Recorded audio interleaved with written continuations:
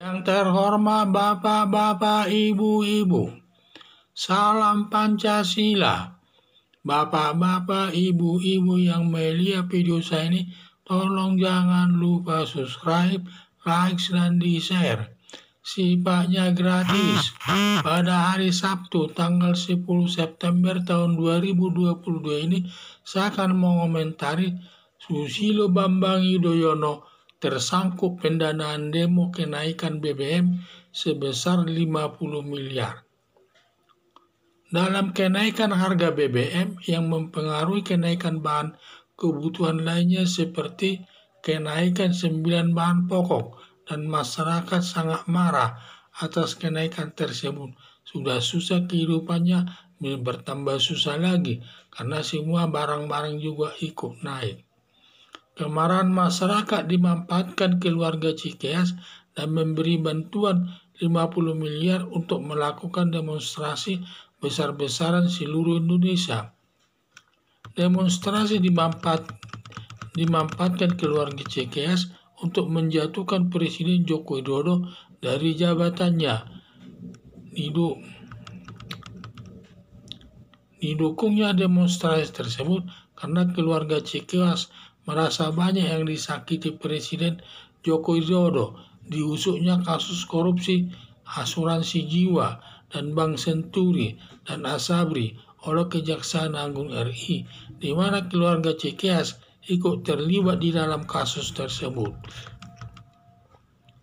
Juga Presiden Joko Widodo tidak melanjutkan pembangunan penyelesaian proyek Hambalang yang membawa malu nama keluarga Cikeas tersebut.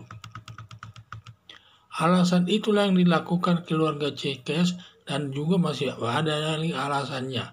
Sehingga keluarga Cikeas memanfaatkan setiap ada demonstrasi untuk menjatuhkan Presiden Joko Widodo.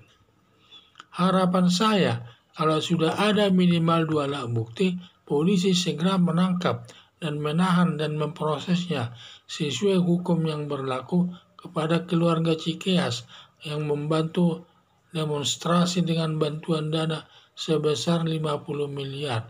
Perbuatan ini sudah termasuk perbuatan kejahatan dengan menjatuhkan pemerintah yang sah, disebut makar. Ancaman hukumannya di atas 15 tahun.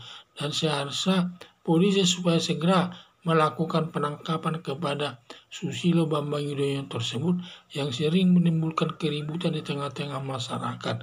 Sehingga misalnya dengan demonstrasi tersebut tentu banyak masalah-masalah yang timbul di jalan, di mana lalu lintas tidak lancar dan juga banyak yang berkepentingan tidak bisa sampai ke tujuannya tepat waktunya, jalan-jalan banyak yang ditutup dan lain sebagainya.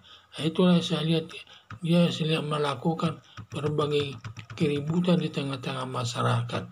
Dalam kenaikan harga BBM yang mempengaruhi kenaikan bahan kebutuhan lainnya seperti tindakan seperti kenaikan 9 bahan pokok, dan masyarakat sangat marah karena masyarakat baru selesai pandemi virus corona, ekonominya belum normal, ditambah lagi kesulitan hidupnya yaitu naiknya bahan bakar minyak. Dan akibatnya bahan bakar minyak ini naik berakibat kepada kebutuhan pokok, 9 kebutuhan pokok dan kepentingan lainnya cukup naik sehingga menyulitkan ekonomi rakyat tersebut. Kemarahan masyarakat dimanfaatkan keluarga Cikeas dan memberi bantuan 50 miliar untuk melakukan demonstrasi besar-besaran di seluruh Indonesia. Demonstrasi dimanfaatkan keluarga Cikeas untuk menjatuhkan Presiden Joko Widodo dari jabatannya. Didukungnya demonstrasi tersebut karena keluarga Cikeas merasa banyak yang disakiti Presiden Joko Widodo. Diusutnya kasus korupsi di asuransi jiwa dan Bank Senturi dan Asabri oleh Kejaksaan Agung RI, di mana keluarga Cikeas ikut terlibat di dalam kasus tersebut.